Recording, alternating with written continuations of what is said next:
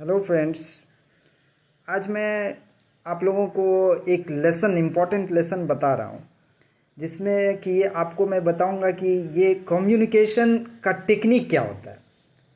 देखिए, आना एक अलग चीज़ है, लेकिन जो आप जानते हो वो दूसरों को बताना कि हाँ मुझको ये पता है और इस चीज़ को मैं भली भांति जानता हूँ, ये बताना एक अलग बात है।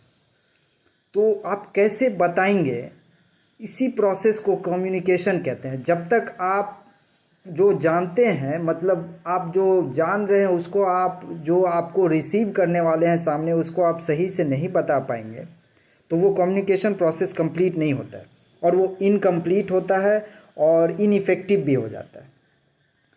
तो दैट्स वाई आज मैं आपको बताता हूँ कि इस टेक्निक को कैसे डेवलप किया जा सकता है। ठीक है, सबसे पहले कुछ बहुत छोटे कम शब्दों में मैं आपको बताऊंगा। सबसे पहले तो है कि आप जो भी बोलो उसमें क्वालिटी होना चाहिए, quality must be there of course. तो अब कहोगे आप क्वालिटी क्या है, तो क्वालिटी मेंटेन करने के लिए एकमात्र चीज़ आप लोग करें कि you must remove the unimportant words. अब अनइम्पॉर्टेंट वर्ड्स ये है कि बहुत लोगों को आपने देखा होगा कि जैसे वो कुछ बोलता है तो बीच में वो है कि लगा देता है जो है सो कि एक्चुअली।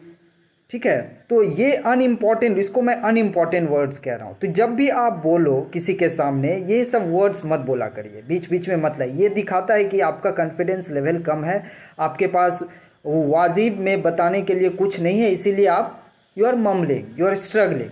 ठीक है, मैं एक एग्जांपल देके आपको बताता हूँ। सपोज आप किसी को कहोगे कि हाँ इस संडे को, जैसे कोई आपसे पूछेगा कि संडे को आप क्या करते हो, तो आप बताओगे कि मैं संडे को हर सुबह जो है सो कि क्रिकेट खेलने जाता हूँ, वापस घर आता हूँ दोपहर को नॉर्मली, फिर जो है सो मैं लंच करता हूँ फैमिली के साथ, फिर शाम को मैं डिनर करने निकल जाता हूँ, रिफ्रेशमेंट के बाद डिनर करता हूँ। तो देखिए इस चीज़ को कितना लेस कॉन्फिडेंस लग रहा है। आप इसी बात को आप अनइम्पॉर्टेंट वर्ड्स को हटा के अगर आप इसी चीज़ को ऐसे बोलेंगे कि मैं हर संडे को सुबह क्रिकेट खेलने जाता हूँ, दोपहर तक खेलने के बाद मैं घर वापस आता हूँ और अपने फैमिली मेम्बर्स के साथ लंच करता हूँ, और संडे को इसलिए मुझे बहुत मज़ा आता है। हो गया। इसी बात को देखिए, इसमें सेकेंड वाले इंस्टेंस में आप कितना कॉन्फिडेंटली बोल पा रहे हैं, तो उस सेकेंड वाले केस में आप बेहतर कम्युनिकेट कर सकें। समझ में आ रही है, और आप बहुत कॉन्फिडेंट दिख रहे हैं। ठीक है, दूसरा चीज़ है रिमूव ये पॉज। पॉज आप समझते हैं कि कहीं पे जैसे बोल बोल के आप, कुछ लोग होते हैं कि बोलते जाते हैं स्पीड में बोल रहे हैं, वो पॉज लेते ही नहीं। पॉज मतलब वो जहाँ रुकना चाहिए वहाँ रुकते ही नहीं है, या फिर रुकते भी हैं तो बहुत थोड़े फ्रैक्शन ऑफ सेकेंड्स के लिए, और फिर दूसरा स्टेटमेंट उनका आ जाता है। तो ये pause you must follow the pause properly, because that makes your situation and condition clear. अब उसी संडे वाले सिचुएशन को देखिए, अगर आप कहेंगे कि मैं हर संडे को सुबह जल्दी उठ जाता हूँ, क्रिकेट खेलने जाता हूँ, वहाँ से आता हूँ, लंच करता हूँ, फिर डिनर करता हूँ, ऐसे कहेंगे, या फिर ऐसे कहेंगे मैं हर संडे को सुबह उठ जाता हूँ, क्रिकेट खेलने जाता हूँ, वहाँ से लौटकर मैं अपने परिवार वालों के साथ लंच करता हूँ, फिर रिफ्रेशमेंट करता हूँ, शाम को डिनर करने के बाद सो जाता हूँ। अब देखिए इसमें आपने पॉज मेंटेन किया है, तो आपकी सिचुएशन कितना क्लियरली डिफाइन हो रहा है। जो आप बोलना चाह रहे हो वो आपके सामने जो है, जिनको आप बोल रहे हो उसको आप बेहतर ढंग से बता पा रहे हो, है ना। तो first one was remove unimportant words, second is maintain pause, और थर्ड है स्टेटमेंट्स। आप ये ध्यान रखिए, स्टेटमेंट्स मतलब एक सेंटेंस जो आप बोल रहे हो लाइन में बताइए। और वो जो है कि स्टेटमेंट्स मेकिंग में आप देखिए दो किस्म का स्टेटमेंट में, आप देखिए किसी भीड़ में आप खड़े हैं, आप कम्युनिकेटर हैं, आप कम्युनिकेट करने खड़े हुए हैं, और उस बीच में आप जो है बताने के वजह आप जो है क्वेश्चन आंसर सेशन शुरू कर दोगे, आप उनसे भीड़ से उल्टे सवाल पूछने लगोगे, तो ये तो गलत हो जाएगी।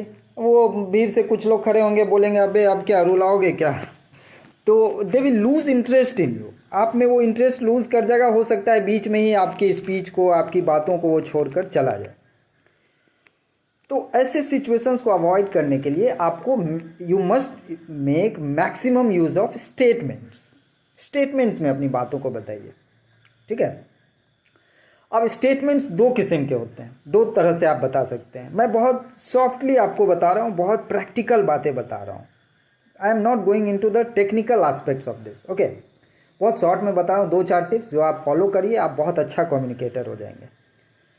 तो statement making, there are 2 types of statement making.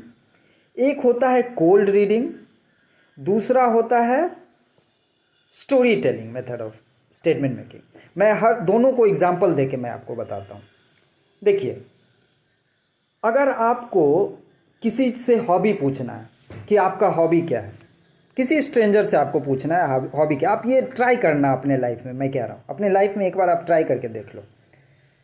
तो आप किसी से आपको हॉबी पूछना है, अगर ऐसे ही किसी को जाके किसी स्ट्रेंजर से आप पूछोगे कि भाई आपका हॉबी क्या है, अब देखो ऐसे सिचुएशन में वो आपको नहीं पता, हो सकता है वो बहुत टेंस्ड हो, या पता नहीं वो कौन सी सिचुएशन में हो, वो क्या सोच रहा हो, घर से भाग के आया हो, घर में टेंशन हो, गर्लफ्रेंड से झगड़े करके आया हो, और ऐसे में आप जाके पूछोगे हॉबी क्या है, definitely he will react in a negative manner, वो नहीं बताएगा। तो इसीलिए इसको बोरिंग क्वेश्चन ये हो जाएगा आपका कि आपका हॉबीज़ क्या है। अब इसी को कोल्ड रीडिंग में कैसे आप कन्वर्ट करोगे, मैं आपको बताता हूँ। आप उनसे जाके कहो कि भाई साहब आप काफ़ी इंटरेस्टिंग पर्सन नज़र आते हो, मैं शर्त लगा के कह सकता हूँ कि आपकी जो हॉबीज़ होंगे वो भी काफ़ी इंटरेस्टिंग होंगे। समझ में आई बात। अब देखो ऐसे सिचुएशन में या तो वो आपको हॉबीज़ बता देगा, ठीक है, और नहीं तो आपसे बहुत अच्छा से कनेक्ट हो जाएगा, वो आपसे बातें करने लगेगा, फ्रेंडली, उसे लगेगा कि नहीं ये तो फ्रेंडली है।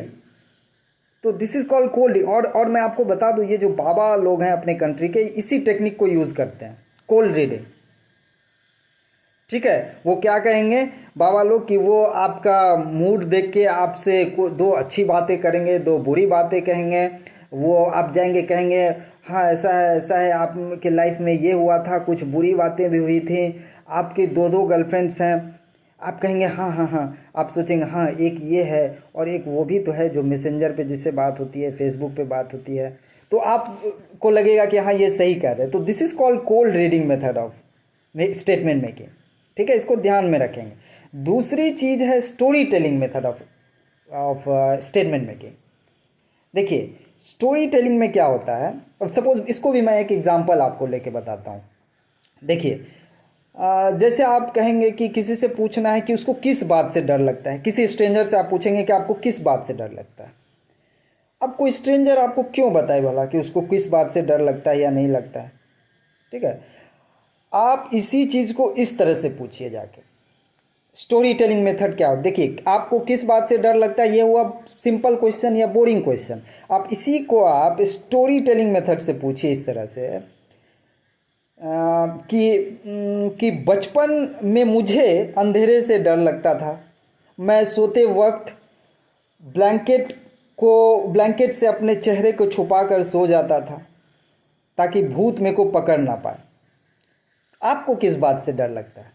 देखिए क्वेश्चन इसमें एक है, लेकिन ये आप उससे यही बात पूछ रहे हैं। पहले पूछ रहे थे कि आपको किस बात से डर लगता है, दूसरे सिचुएशन में आपने स्टोरी बना के एक पूछा कि बचपन में मैं जब छोटा था मुझे अंधेरे से डर लगता था, मैं ब्लैंकेट लेके सोता था, अपने चेहरे को ढक लेता था ताकि भूत मेरे को पकड़ न ले। तो क्वेश्चन वही है कि आपको किस बात से डर लगता है, लेकिन आपने थोड़ा सा घुमा के स्टोरी टेलिंग मेथड से आपने पूछ लिया।